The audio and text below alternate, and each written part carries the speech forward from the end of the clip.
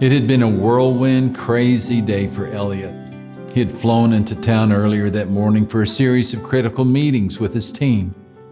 And right from the start, it had been a race to stay on schedule. His flight was delayed. His ride to the city went to the wrong terminal. And as a final, irritating, anxious end to the mess, someone had pushed every floor button in the elevator. When he finally got off, it took all his strength to regain his composure and try to stay calm during the meeting. Well, that didn't last long. About a half hour in, one of the new members on his team made what he thought was a huge misstep. Elliot spent the next 2 minutes in an angry outburst, pointing out all the flaws in her plan. It almost brought her to tears. Elliot felt bad when he saw her reaction, but he told himself the outburst was no big deal. She'd get over it. Besides, the new member needed to be set straight on what was expected of her. The day finished with handshakes from everyone on the team. Now Elliot just needed to navigate through the hassles he knew would plague him on his trip back home. He flagged a taxi, got in, and took off for the airport. The driver was making good time when suddenly a car jumped out of a parking place right in front of them. Elliot saw the driver of the other car whip his head around and start swearing at them. The taxi driver just smiled and waved back and apologized. Elliot was livid. "Why are you apologizing?" he said. "It was his fault. He almost hit us." The taxi driver looked back at Elliot through the rearview mirror. "And there was a time when I would have let that driver have it," he said. "I deal with drivers like him every day, day after day. It's all a matter of how you choose to react." With that thought, he turned his eyes away from Elliot and, without another word, delivered him to the airport with plenty of time to spare.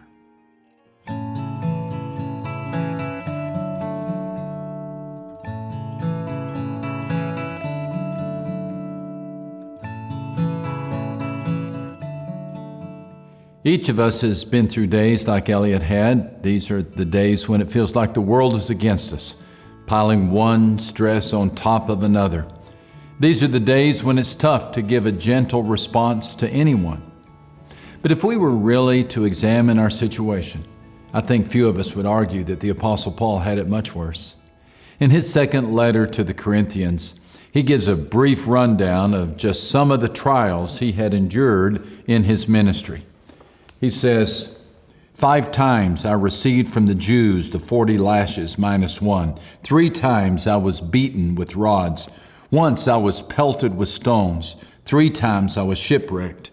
I spent a night and a day in the open sea. I have been constantly on the move. I have been in danger from rivers, in danger from bandits, in danger from my fellow Jews, in danger from Gentiles, in danger from the city, in danger in the country, in danger at seas, and in danger from false believers. I have labored and toiled and have often gone without sleep. I have known hunger and thirst and often gone without food. I have been cold and naked. Besides everything else, I face the daily pressure for all the churches. That's quite a list. And any one of these events could have brought down a torrent of worry and anxiety in his life. Any one of these could have caused him to react in a less than gentle manner toward God or his fellow believers. The same is true with you. While you may never be shipwrecked, imprisoned for your faith, beaten, or put in danger from bandits, you have your own trials to face. You may spend a semester carrying a heavy class load. You may fight the headwinds of a recession. You may spend night after night at the bedside of an afflicted child or aging parent.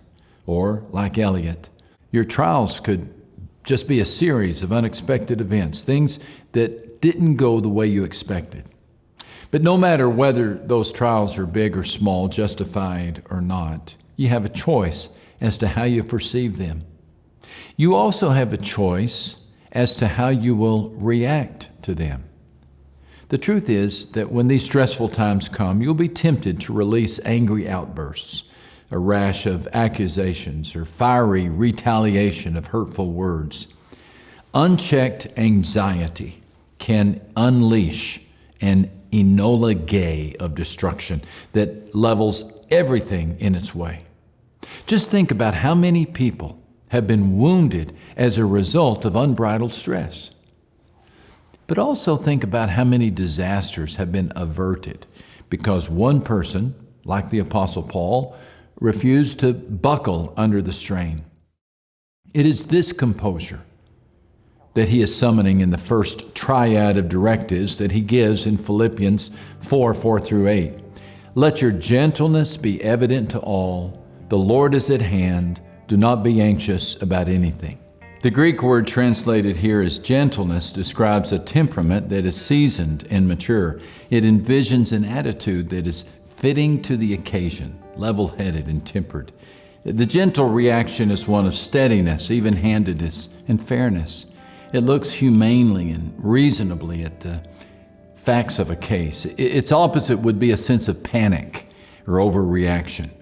This gentleness, Paul says, is evident to all. Family members take note. Friends sense a difference. Co-workers benefit from it.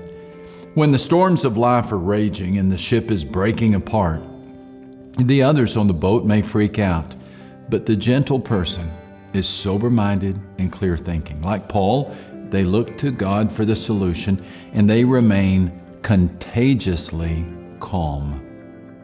The contagiously calm person is the one who reminds the others that God is in control.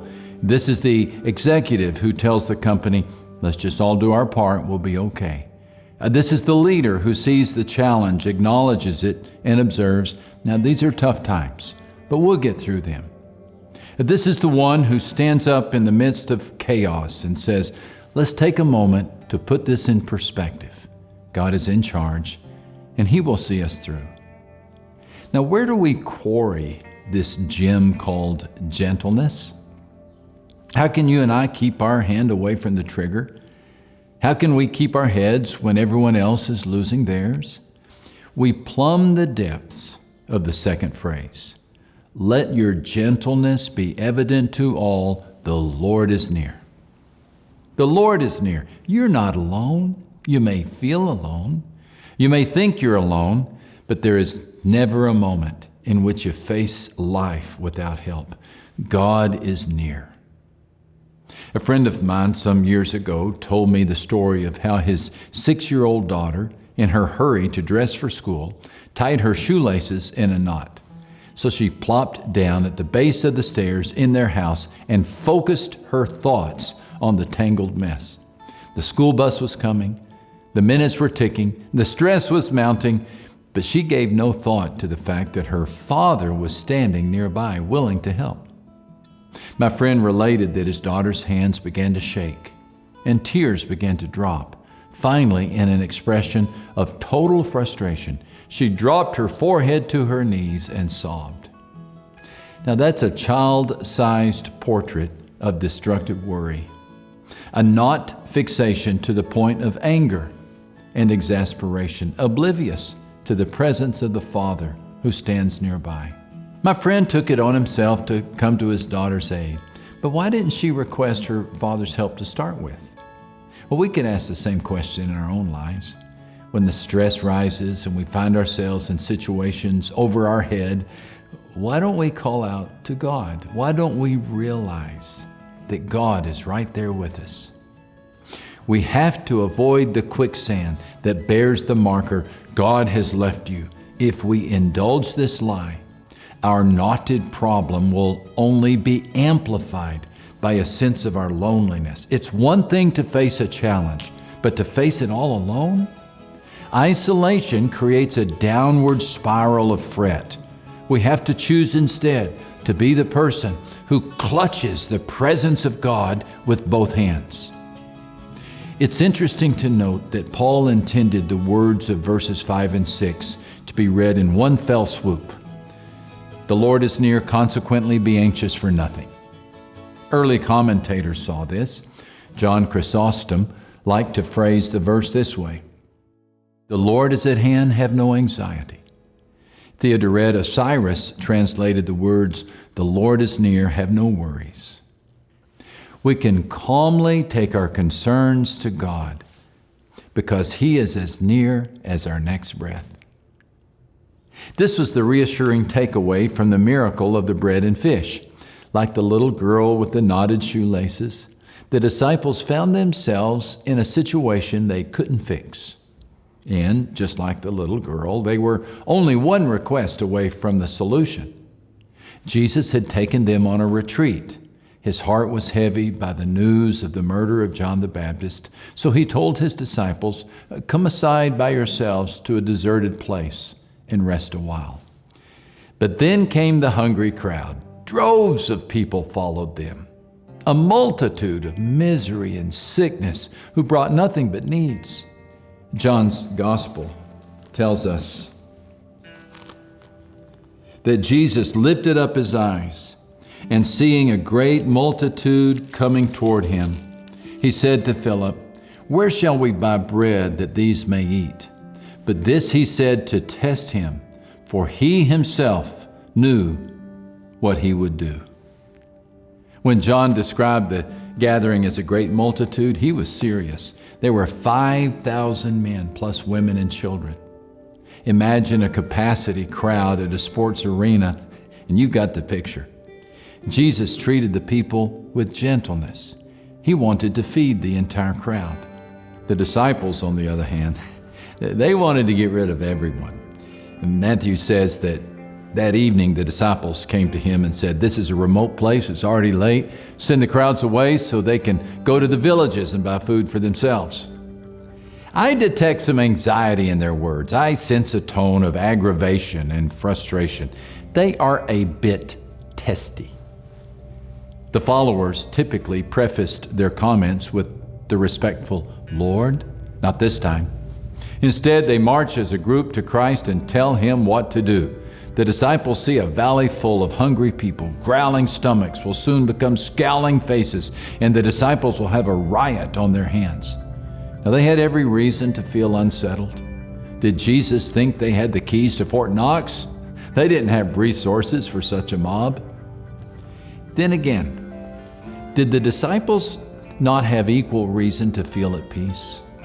You see, by this point in their experience with Jesus, they had seen Him heal the sick, calm a violent sea, drive out evil spirits, even bring the dead back to life. Did any of them pause long enough to consider that since Jesus had done all these things, perhaps He could handle this pressing need? Did it occur to anyone that Jesus was near and they could simply ask Him for help? The stunning answer is no.